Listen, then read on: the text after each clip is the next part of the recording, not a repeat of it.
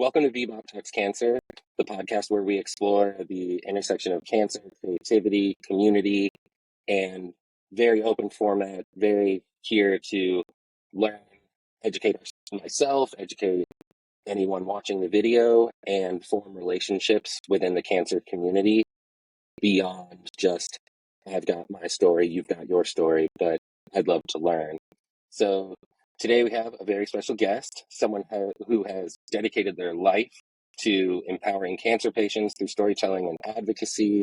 And I'm sure there's no single word that describes what you do. And so Kenny Perkins, also known as your cancer guy, is the founder and host of All Talk Oncology, a podcast that provides invaluable insights from experts, survivors, medical professionals. I imagine more than even that. So I'm excited to learn. And welcome, Kenny, to Bebop Talks Cancer. Hey, my friend. Thank you so much for having me on here. It's a privilege to be on your platform, be on your podcast, and let's add value. This is what we're here for. Yeah, I love that. I think it's such a cool and topical thing people say in content, which is like, are you adding value? That's like the main message every content coach creator I see. They're like, your content's cool, but where's the value? So what I want to start with is really on the about Kenny, is asking you some questions on your background and things like that, and then going into, the work you're doing. So can you share a little bit about your personal journey? What led you to the cancer community and All Talk Oncology? Sure. Well, each one of those questions is a process on how I got here, really, because how I got here is by accident initially, and then it turned intentional, right? So, I started out wanting to be an architect, right? When I was growing up, I Okay. wanted to be an architect. I was taking all these classes in order to achieve that. Um, but there was a recession at the time of when I graduated. So I was like, man, what I'm going to do? And at that time, I didn't have the guidance for someone to kind of lead me and understand, like, yeah, recessions come and go. Continue pursuing your dreams. So I got into. I remember I was looking for a job, and I went to the hospital. And the reason I went to a hospital is because I was taking a ROP course. An ROP course is something that while you're in high school, you can like look at different um, modalities or educations that are out there, occupations basically that you may like. So this occupation landed me in the hospital, and I was like a transporter for the hospital, right? And so when I went in, What is a transporter? a transporter is a person who takes a patient from A to B. So I go pick up a Got it. patient Got from it. radiology, and then I take them back to their room, or I take a patient from their room into surgery, right? I'm just transporting them internally in the hospital. Mhm. So I did that in high school. So I needed a job at that time when I finished high school and getting ready to go to college. So I went to look for a transportation job. Excuse me for being long winded, but this is how No, I I love landed that. here. That's this podcast is the one where that's the best part, Yeah. So I went to the hospital looking for a transportation job. Found the guys who were doing found the transporters, and Mhm. he said, unfortunately, we don't have any jobs at the time. But it just so happened that when we were having this conversation, there was another person standing there, and he was a radiology assistant. And basically, they do transportation, they run the films for X-ray, they do Mhm. all those things at that time. That's what the job description required. So he was there, and when he heard the guy say no, he says, "Hey, we have a job opening in radiology. We would love for you to come down and check it out." So that's how I landed in radiology. So as I was transporting patients, developing films, doing all these little things that radiology assistants do, I took a patient to radiation oncology, and that was different because radiation oncology wasn't inside the hospital; it was Mhm. outside. it was outside in its own freestanding building. And as I was taking that patient there, I started talking to the therapist, like, well, yeah, what is it that you guys do? I've never been here. And they start telling me, hey, we see patients anywhere from 4 to 8 weeks at a time. You know, this is what we do. We treat them with radiation, blah, blah, blah. And I just love that idea of having a relationship with a patient for four to Right. eight weeks, right? Because an X-ray is different, right? You fall out of a tree, you landed on your arm. Did you break it? Yes or no? Mhm. X-ray. I never see you again. So I Right. was like, man, I want to do radiation oncology. That's kind of cool. So I told my Mhm. supervisor at the time, and she was like, "You don't want to do that. It's so depressing. It's like, ugh." Mhm. And I was like, and at that time I was what, 18, 19, and I was like, man, don't tell me what to do. I'm going to do radiation oncology. Mhm. So that was my introduction to radiation oncology. Um, but I thought, before I do this, Kenny, let's be a little smart. If they come if they come up with a cure for cancer, I need to have a backup. So Mhm. I went into radiologic technology, right? So I'm a Okay. board certified radiation therapist, and I'm a board certified radiologic technologist, um, as well. So those are some of the things that I do. And then now I'm a cancer coach. So that's how I landed into that field of Yeah. cancer. I mean, it's so interesting to, I mean, I can relate in a very interesting way where I, my background is not, it's funny to say these words. My background isn't in cancer, but there is something about this, whether it's the disease or, Bebop is what our mission statement is transforming the global relationship with cancer through creativity, community, and innovation. And how we fell upon global relationship, because so often we hear about cancer care, cancer research, and the cancer experience, but I love that you're talking about the attractive part of it. The spark was I get to have a relationship, because I can definitely relate to the nurses and doctors over, they get to know me, and there's nothing like a nurse or a doctor talking about something from a month ago that you randomly mentioned, that doesn't have to do specifically with your experience. And as you know it's so cool, and honestly I think heartwarming to hear that that is the the point for you. And so with I wanted to ask, like, you said board certified in as a radiology technician, or I'm going to say Mhm. this wrong every time, a radiology technician, and then a therapist, a radiology therapist. And I was wondering what is the difference, and what is a radiology therapist? I've never heard of that. Mhm. So yeah, X-ray tech. That'd be easy for you, right? X-ray tech. Hmm. One, I'm a board certified X-ray tech. The official name is radiologic technology, but it's an X-ray tech, so we'll keep it simple. A radiation therapist is one who administers radiation as a treatment for cancer patients. So those are two different things. Those are two different. Hmm. One, you're taking a film for diagnosis. Is it broken? Yes or no? Right? That's X-ray. Hmm. Right? Does the person have a tumor in their brain? Yes or no? That's X-ray. And in radiation therapy, the person has already been diagnosed, right? They've already figured out that this person has cancer, and this is their treatment options, right? So, Hmm. as if radiation therapy is one of the treatment options, then I'm going to see that patient, right? So I'm the one who administers the radiation for the treatments. I love that word, like, for that, when we're talking, like I'd never heard that before, but I love that that's like a word for that, because it's like putting two taboo things together, and it makes sense in so many ways.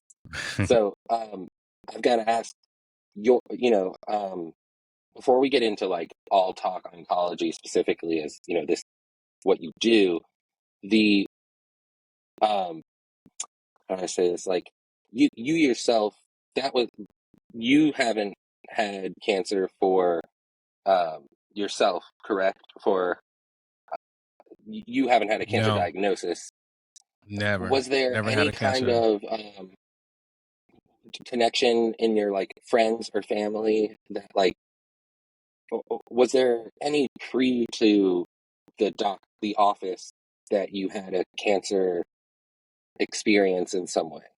Was that had that happened? No, no, it's a great question because I get it so often, right? It's like, Hmm. were you ever diagnosed with cancer, or is there someone in your family that had cancer? At that time, right, I just told you when I was 18 or 19, I hadn't known anyone who in my Hmm. family that had cancer, right? It was the reason of selecting that was about the relationship, right? To be Hmm. able to, I was forming these small relationships with patients as I was taking them to and from X-ray, right? But Hmm. in radiation therapy, when I spoke to that person, they talked about 4 to 8 weeks. That was a relationship, right? I get to know about who Yeah, you are. I get to know about your family, what you like, you what you date don't people for like, less than that. right? Yeah. It was that, and my personality is that, right? I mean, Hmm. I love to learn more about people. That's just who I've always been. I'm a people person. Hmm. So that was the driving force. I never had cancer. Um, but as I got into the field and I started to listen to the patients and started to understand what they were going through by listening, right? Hmm. You understand there's a lot of fear going on, and you Yeah. you understand the difference with someone who comes in that looks like, you know what, they're determined to beat this no matter what. Their mindset is on point. Hmm. It's there, right? They're focused, right? They've just been diagnosed with this terminal disease in their mind. And their mind is terminal, right? Because a lot of times people hear the word cancer and they believe that it's terminal. So And that's so to see, such a real point. yeah, and so to see that determination in some patients, but then to see a patient come in that's already totally defeated. I mean, it's hard to if you haven't seen it, it's hard to describe it. But I mean, it's a person who comes in and they feel like it's already over. And I see that, right? I've been doing this for over 2 decades. And so Hmm. to see a person that is determined and to see a person who feels that they're defeated, you start to learn what's the difference in their mindset, and the way you learn that is by communicating. So I started to communicate, right? I didn't realize I was already a Yeah. coach. Hmm. I was already a coach, but it's just because I love what I do. I love talking. I love if you want if my patients wanted to keep the conversation superficial, they don't want to talk about anything specific Hmm. or at in depth, I was okay with that. If they wanted to talk about their fears of dying or whatever it is in their family, and they wanted to break down and cry, I was open to that. And no matter where they were at on the spectrum, I would find them. And Hmm. I was told by one of my coworkers, you know, Kenny, that's your gift. No matter where a person is at, I've been watching you, you'll find where they're at. And you you make everyone feel comfortable. And You know, I love my job, yeah, man. and I think we like the first time we ever spoke, we briefly talked about that where it's like I can for me, and if you relate, you know, I think you do, like you there's I don't know how to say this, like there's no opportunity to know that I have this superpower of not seeing differences but seeing similarities and being able to have I mean, you know, a couple things to like touch on that I say this all the time whenever and I'm like, I love that. And it's like, but the the words cancer patient to the outside world, to the new person in the experience, to the family. I mean, and so on. Like, cancer patient is one thing, but when you're in the industry, and a part of it, there is no such thing as one kind of cancer patient. The who we are of all of this, because like you said, like, I mean, my whole attitude was that I was like, this is what's happening to me, and I'm not going to fight it because, and to be transparent with you and anyone who listens, I guess the truth is that I was fighting it and I was having my own struggle with it, but I knew that, like, I had to tell myself all the time, and kind of to what you're talking about is like, there's so many different kinds of people where there's defeated patients. There's, I've seen people, and I'm sure you've seen all of these examples, like, come in defeated and halfway through are like the strongest person you've ever known, and then by the end of it they're almost a totally different person because they've watched themselves, climb the mountain, so to speak, and vice versa. So I think one of the like keys that has been a part of Bebop, and really wasn't something that I had ever seen, was there is the term cancer patient is wildly misunderstood, uh, because there is no one. I mean, there's so many kinds of cancer, there's so many kinds of patients, there's so many kinds of hospitals and facilities, and like, where you might be somebody who's getting a lot of shots, the other person right next to you doesn't have to get shots, and that could change your entire mood for that Wednesday. So, I love this idea of to touch on that. And then I something else that, has been a big part of my story was learning this concept that, like, in so many ways, people don't get involved in things until it becomes part of their life. It's very, I see it all the time in the experience, and could be the many persecutions and prejudice that come through life, or any of those things. But certainly for me, cancer wasn't something on my mind to be, call it, an activist for. And so, like, for you, I mean, it is so, I don't want to say it's such an anomaly, but it's amazing to think that you dove in, you know, all to the deep end, and found this connection without, what I'll say from, like, my story, got thrusted into. And it speaks to your character. And I think a good question to add in is, like, did you, and talking about you getting into the field, like, did you have any, like, hesitation moments, or, like, was there, like, the beginning was kind of awkward in, like, how do I talk to somebody who's, you know, uh, like, it's easier to talk to the patient who's like, this is what's happening, versus, the other kind of patient who may be in that low point. Was there, like, an experience or anything, or you overcoming, the levels of the industry, I guess, the levels with patients and things like that? You know, everything's a learning experience, right? I mean, you don't know how to deal with anything until you are, are experiencing it, right? And Mm, so coming into radiation oncology, being a radiation therapist, you see different patients coming in and out of that door. I mean, I need you to understand we're treating anywhere from 30, 40 patients a day, right? So yeah. that's about on average. And Hmm. so with 30 to 40 people coming through your door every single day for 4 to 8 weeks, you're noticing personalities. You're noticing how people are responding and their temperaments, or you know what I mean. So Hmm. imagine doing that and experiencing that for 2 decades, right? I Hmm. mean, you're gonna learn something, right? Yeah. It's. I mean, it's your craft, right? It's your Hmm. craft. It's what you've learned. This is what you do every day. So, I mean, to that, I hope that answers your question of being able to Yeah. how I was able to, you know, see these things and understand them is that you see them.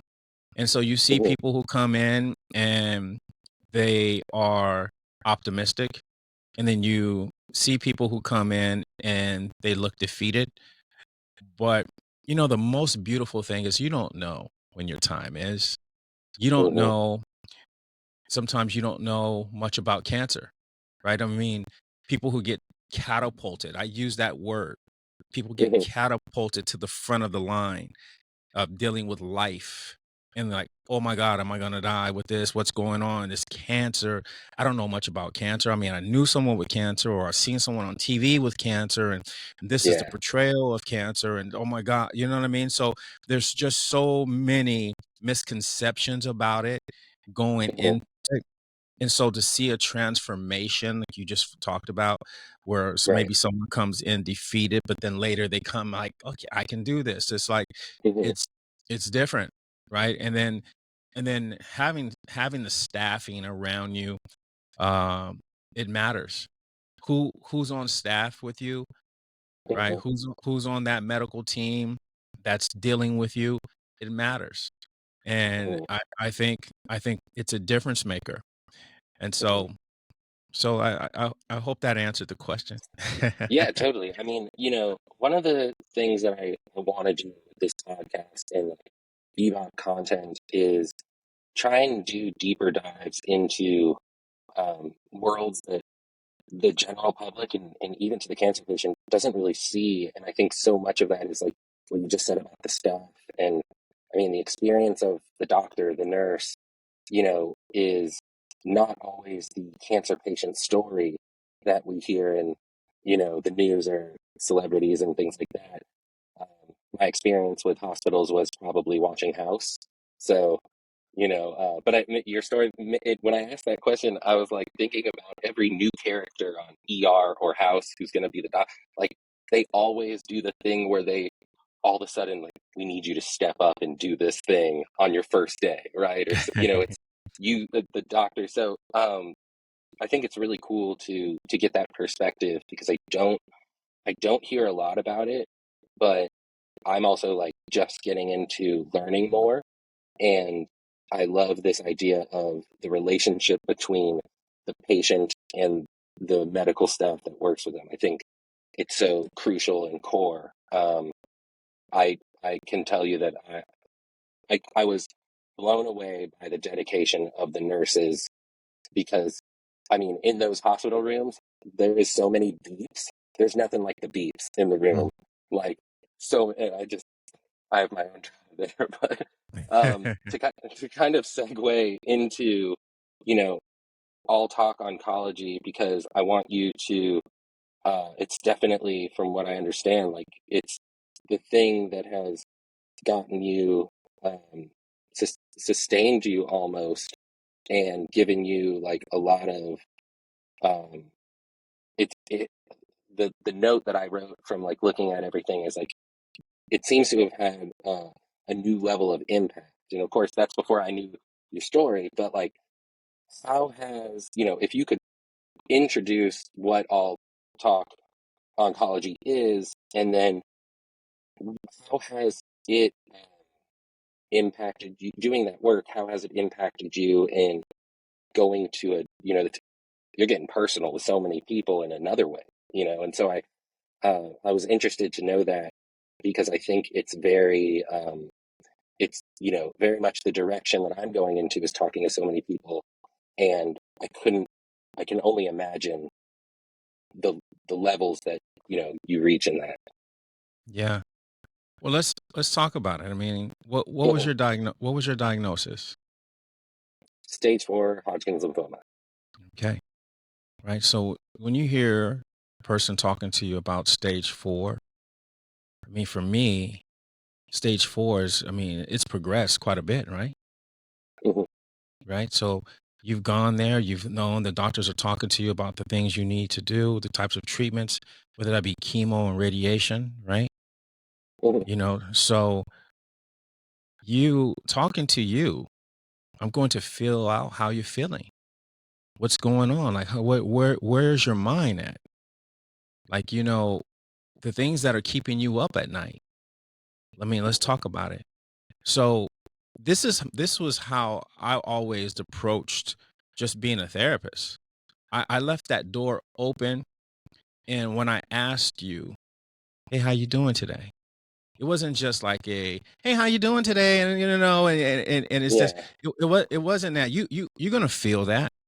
You feel Hmm. it because it was sincere. So when I ask a person a question about that, I'm being very specific, and I know, I can imagine what is going through your mind, right? Because I've seen it. I've talked to people Hmm. what's going through their mind. So that's been my approach. And so as I was doing my job and doing that, I just thought, man, I needed, my personality is, man, whatever I'm doing, I'm not doing enough.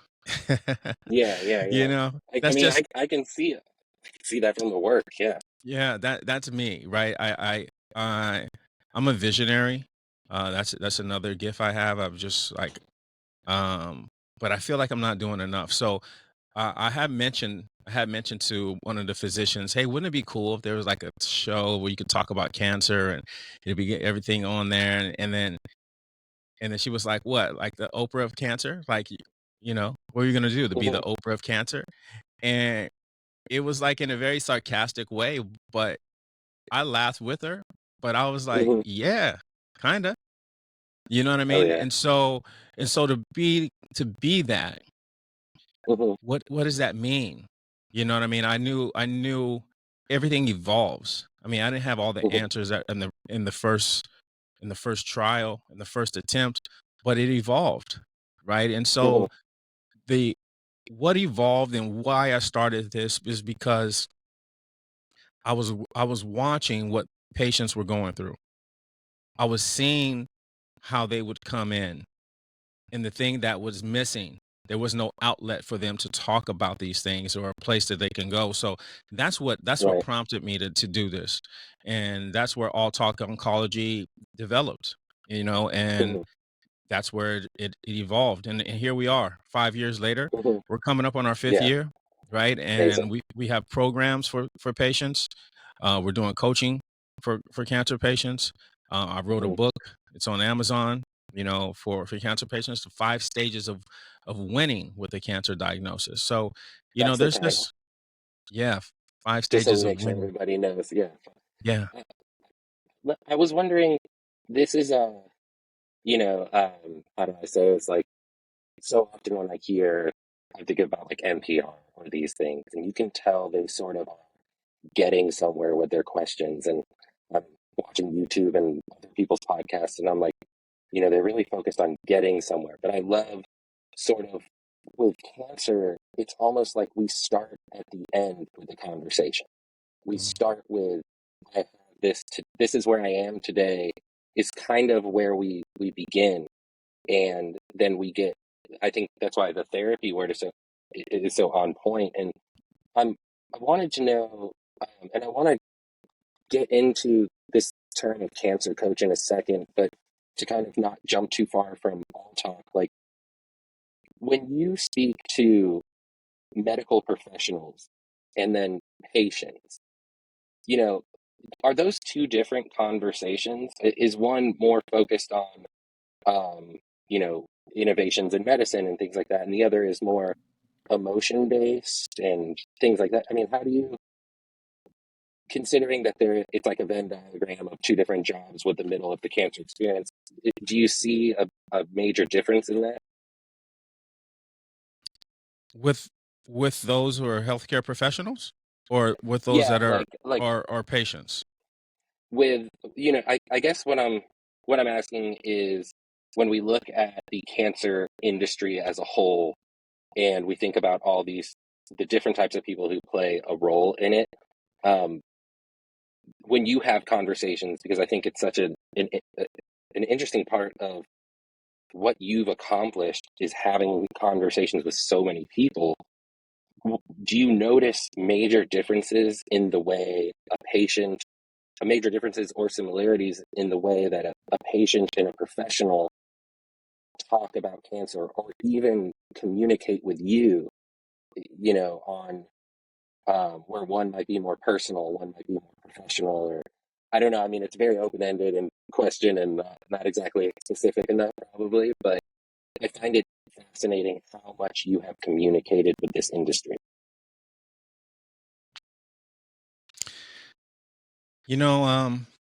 I think like the people in the healthcare industry, the people I've worked with in radiation oncology specifically, that's why I can speak on, and the managers or the staff I've talked to in medical oncology. I think everyone we're talking about life, just about, Mhm, their families. I think it's like any other job, right? You talk about things that, are close to you or what you're going through or what the person's doing. I think, I mean, we're people. So whatever mhm, we're doing, we talk about. But in the specific times, um, we have what is called chart rounds in radiation oncology. And chart mhm. rounds is Here once we a week. here we go. And once a week, Mhm, we go over every single patient under treatment, and we talk about what they're going through, any side effects, how they're feeling, and it's very in general. mhm, We talk about it because everyone's there. The nurse is there, the physicians are there, the therapists are there, and we're talking about what it is that's going on with that patient, and anything that we may need to do to make sure that they're okay, right? If there's any mhm, side effects or any emotional understanding, um, uh, turmoil that may be going on, right? We can direct them to this person or that person. I mean, that's what chart rounds it was designed for. So, I mhm. mean, there's those things are in place, right? Yeah. So, but what I talk about in cancer coaching, it's a little different, right? I mean, because we talk about the person and what they're going through, right? So, what's keeping you up at night? What are you going through? Mhm, What are your expectations for treatments? Okay, what do you want to do afterward? Or how do you want to tell your family? And hey, how do you discover a team? How do you put that together? Okay, how do you keep a mhm. positive mindset when you're coming through? See, all that stuff doesn't get tackled and with the staffing. We're there to do a specific job, and that is to administer radiation to you, check on Yeah. you, check your any side effects you may be having, and get you through those treatments. That's Mhm. what we're doing. So Yeah. um yeah, that's the difference between, for me, from Mhm. my perspective, the difference between radiation oncology, um, and cancer coaching. I'm taking a Okay. more personalized look at you, what's going on. Mhm, And it's tailored differently, right? Imagine I just told you right now, we treat about 30 or 40 patients per day. That's mhm. 30 or 40 different personalities. Right. Age That's groups, demographics, all that. Yeah. I right. mean, it's a wild factor of cancer, and I think like I've said this before, where one of the reasons I love working in cancer, and I mean, you know better than anybody, like, and if you don't know, it could be very depressing to say these things, but cancer doesn't care race, religion, creed, height, weight. It doesn't care. So we in the cancer industry, and of course, medical professionals, like, can't care. We have to go after it, in communication, and um, I just it's an amazing aspect of getting to do this work where you are in communication with so many kinds of people, especially when we hear about division and all these things.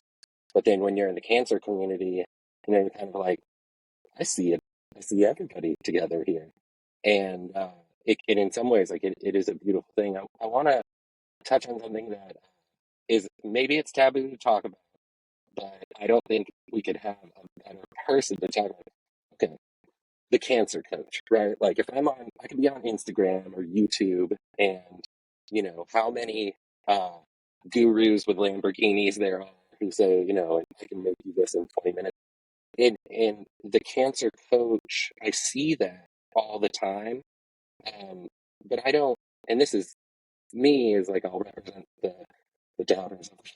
I don't trust it. I feel like I'm being sold this thing, and of course, talking about personalities, like I wasn't somebody who was open to that kind of thing, but I, in some ways, like I look back and I'm like, I should have been. But you must see so many kinds of cancer coaches.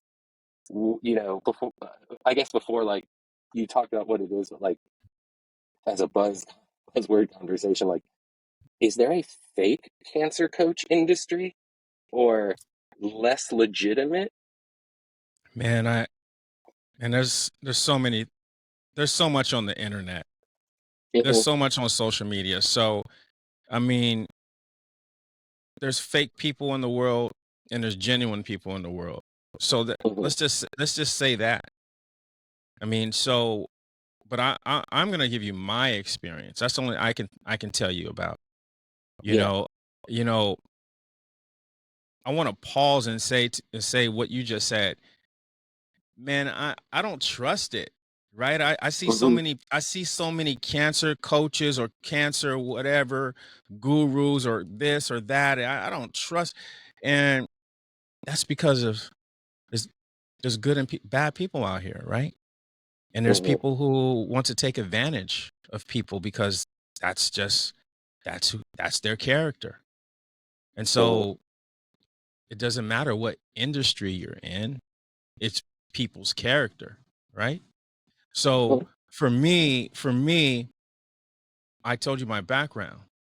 I told you how what led me here. I Yeah. went so far as to get a second a degree or a profession in case cancer was there was a cure for it. And so for me, I have hands-on experience with Right. Yeah. dealing with the patient.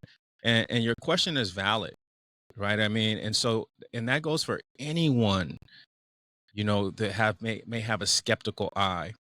Hmm. The most beautiful thing for me is to be able to have someone in a vulnerable position trusting me. Hmm. And I never want to betray someone's trust in Hmm. something like this, right? I mean, this is not something to play with. I mean, I've Right. seen it. Yeah. For Exactly. me, for me, I'm speaking for Hmm. me. I still treat cancer patients as a radiation therapist. Now, as we speak, there's a shortage, Hmm. right? I was traveling up and down you know, up and down this I say the coast, but I this You were telling nation, me about that before, right? Yeah. right? I mean, because there's a shortage, you know, and for me, I feel like I'm never doing enough. So I understand the people who are skeptical.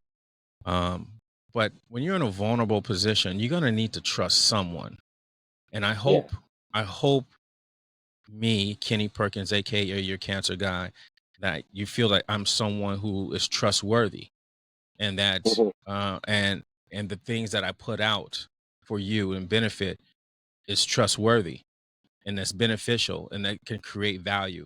And to go back to that, I didn't know how this was going to be um taken by the individuals taken by Hmm. individuals, right? I didn't know the effect, and I had an idea. I told you I was like a visionary, and I was like, man, this would be kind of cool, and I let me put this together. But I didn't know how people were going to perceive it. And when you start to get people uh from across the world, across this globe, we're an international company. I mean, Hmm. we've been in South America, right? We've been in South Africa, we've been in Australia, Canada, Greece, the UK, India, yeah, Canada, right? I mean, these are the places we've gone and talking to people who have cancer. And that's because cancer doesn't discriminate, right? It's all over the Right. world. And coaching and getting people through it um, Hmm. is something that I take pride in. I think that's the core of what can keep you going because I think there's so much that can deter you, and I don't, I mean, I don't hear that from you ever, and certainly not now. because I really feel like that the difference between I have to do this work and I get to do this work is so core to so many people that I've met in this industry. And that's why I bring up, with that title of cancer coach, we see those buzzwords and the difference in, I mean, your story and then the advocacy, the communication, the relationship building. Like, you make cancer, I mean, hold on, just anybody who wants to know, like, you make cancer coaching sound like something every patient needs to go find, like, and I think it is one of the things I think you're definitely talking about the power of connection over, like, cancer is by default loneliness encapsulated. It's going to be there in so many ways, but there's a difference between feeling lonely and being alone versus feeling lonely and at least communicating it and trying for connection. And, I see that as being one of the great impacts of the work you've done. And I mean, it has, to kind of, I wanted to ask about legacy and, the legacy that you want to leave on this world, because which is a weird question for me. I also hate that question in so many ways because I'm like, I'm still doing it. But we definitely, I think this is one of those industries really where we think about those kinds of things and seriously. And um, was that part of this? And in general, I mean, if you were to think about your legacy, is just a key word that I pulled out um, from all the work you're doing. Well, man, I appreciate it. I appreciate you talking about legacy, and it's important to a lot of people. It's not something I thought about when I first started, but at this Mhm, point, it when you hear it and you hear so often now, it is like, how do you want to leave this earth? When you talk about people scamming or people taking advantage of it, I mean, how do you want to leave this earth? Do you want to mhm, leave this earth being a person that scammed someone or took advantage of them or found an opportunity and it wasn't something that you were trying to give back genuinely? You was just trying to be a taker. I mean, those are genuine questions that you need to ask mhm, yourself. And and and you need to ask yourself without judgment. Like, you need to really genuinely ask yourself these things. Right? For me, man, I understand. I understand. People always say, Kenny, why are you doing this? You never had cancer. I mean, so why mhm, are you putting in all this work and putting in the podcast and writing books? Like, like, where's this coming from? And I say to them, I used to say, man, I love people. That used to be my answer. But mhm, really, it was deeper than that.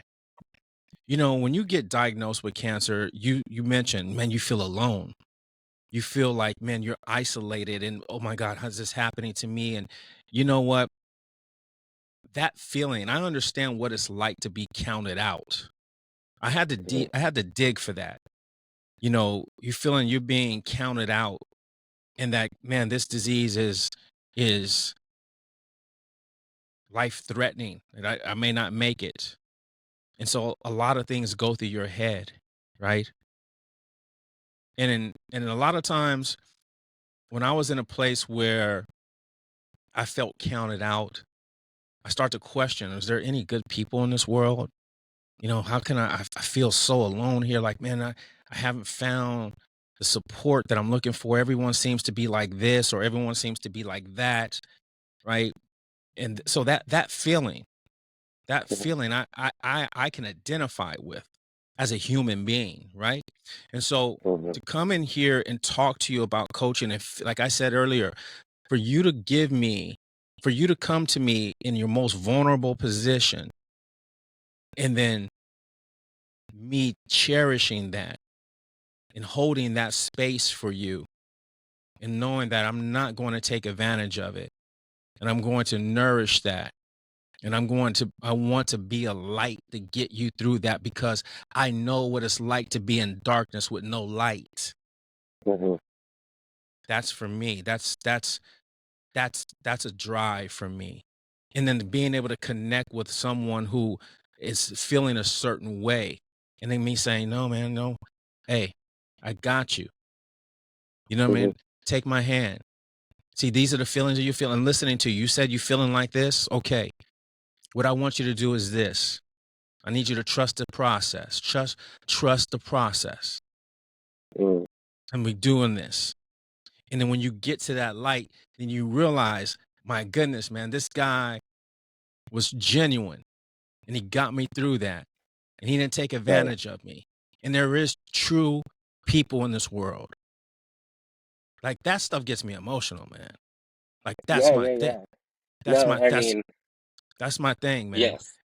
And so when you Mm-hmm. talk about legacy or how I want to leave this earth, I want to leave this earth, me personally, what I want to leave this earth knowing I did the best that I possibly could.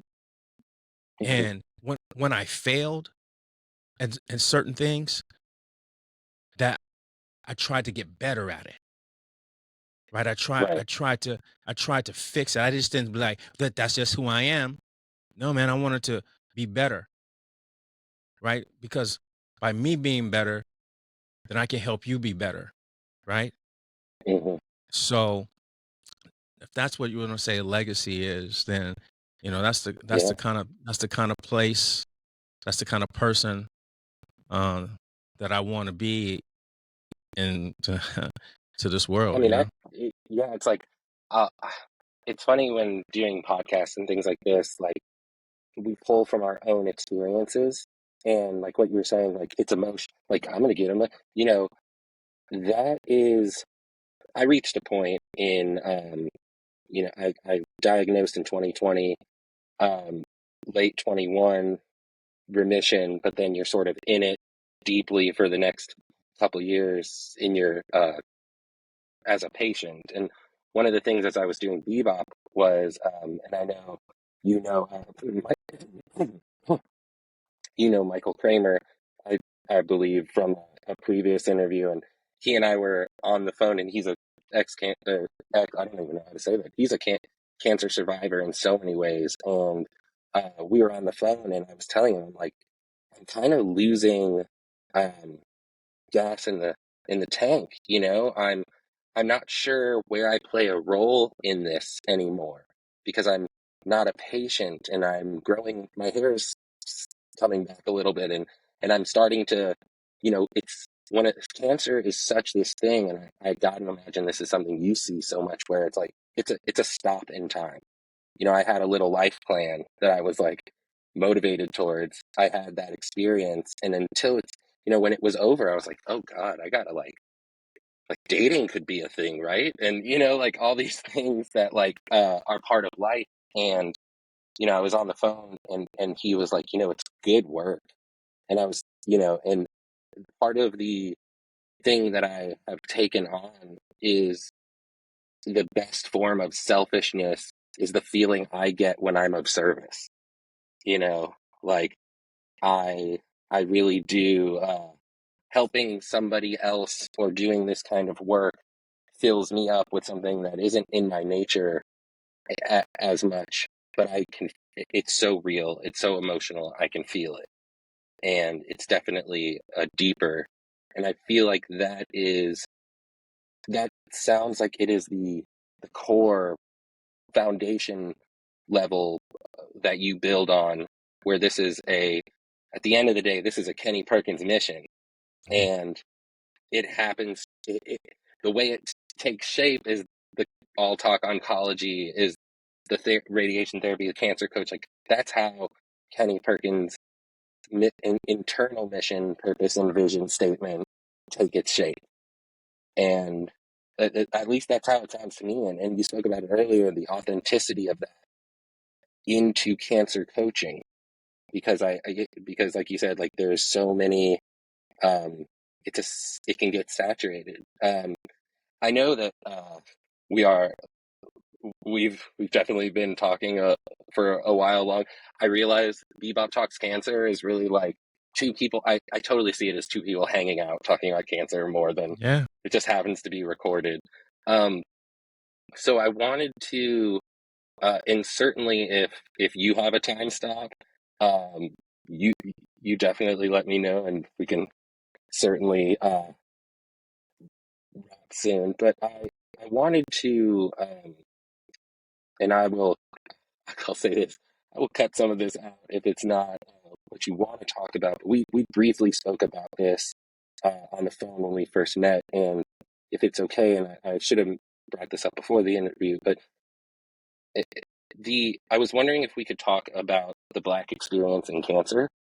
If you would be open to touching on that a little bit, in because I do believe, I'm based in Atlanta, in my diverse community I feel so blessed to be in.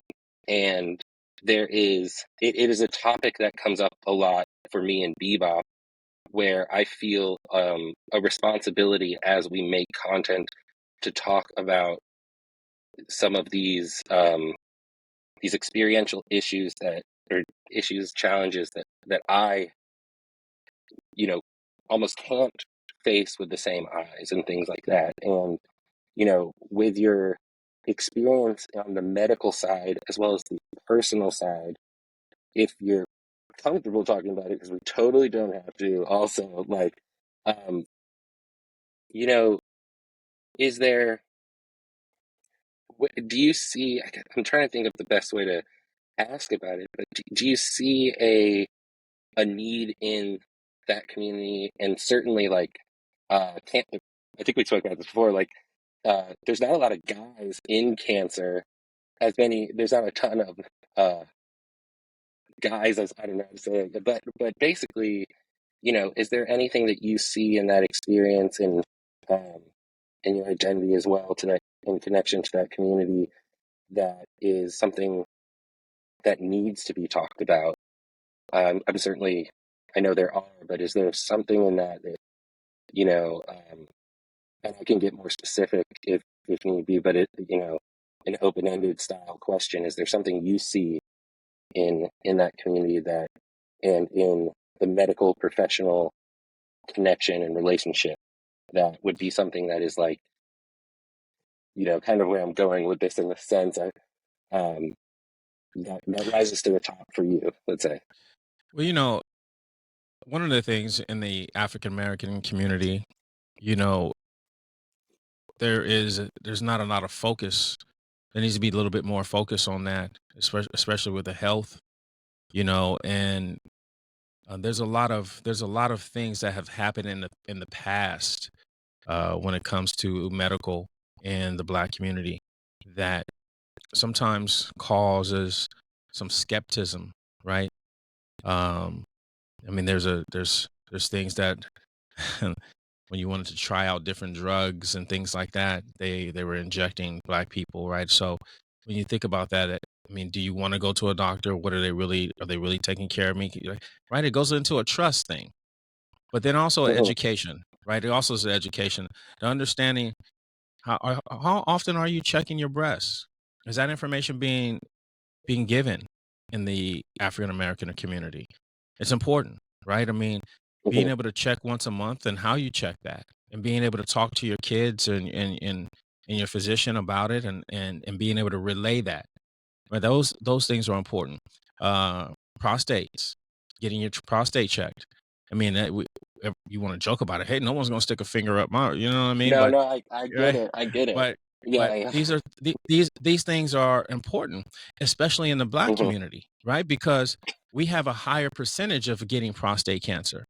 So it's knowledge. It's being able to Hmm. give that back, and then if you see someone like me that's that's a part of that community, right? Then it's it's it's um, it's always that. I'm always going to be a person who is an advocate. You know, I am that.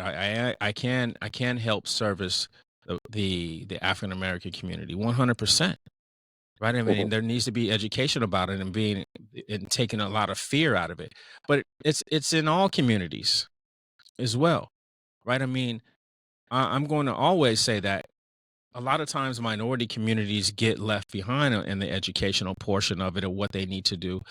Maybe they don't have the same resources, the same Hmm. insurance. So how do you go about getting treatments? Or hey, going to the doctor is expensive. So there's so many different avenues that we can touch on. So I Right. just hope that the information that I'm able to give is being received, and I'm happy to be a person of color, to being able to give some advice, Hmm. to help be a guidance to those who are going through something like this, and a person who they can trust. And it's not just like I said earlier, it's not even just the people in my community and African American, but just to be a trustworthy person. Right. Yeah. That's important. Right. So I, and so you when know, yeah. and so sometimes when you are a person of influence or a person who is trustworthy, people try to break that down. Right. And Hmm. so that goes back to what type of person you are. I said that earlier. What's your character? You know, Hmm. some people don't want to see you helping other people, right? So I mean it's a lot of this and that. And I don't want to go too far on a tangent, but I think Yeah. Yeah. Yeah. I think to be a resource for someone you can trust, um, regardless of your background, Hmm. regardless of your community, and especially if you see me and we are in the same community, that you can trust me, then let me do that. Let me help guide that. You know, I'm not a physician.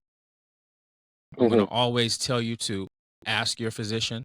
If you do not have a physician, I can help guide you on how to find a physician. You know what I Yeah. mean? So it's just being a resource, right? And so using my platform as a resource to be able to help individuals, and to eliminate fear. I appreciate your answer. And like the mistrust of doctors in minority communities is, generational. And I find it important that Bebop plays a role as a platform for those kinds of conversations. When we talk about education, when we talk about resources, when we talk about accessibility, like it isn't just one community, and I just wanted to touch on that and talk about how when we talk about this global relationship with cancer and communication, that there needs to be a level playing field in time and effort given to provide those resources. It is something I hope is talked about more. Um,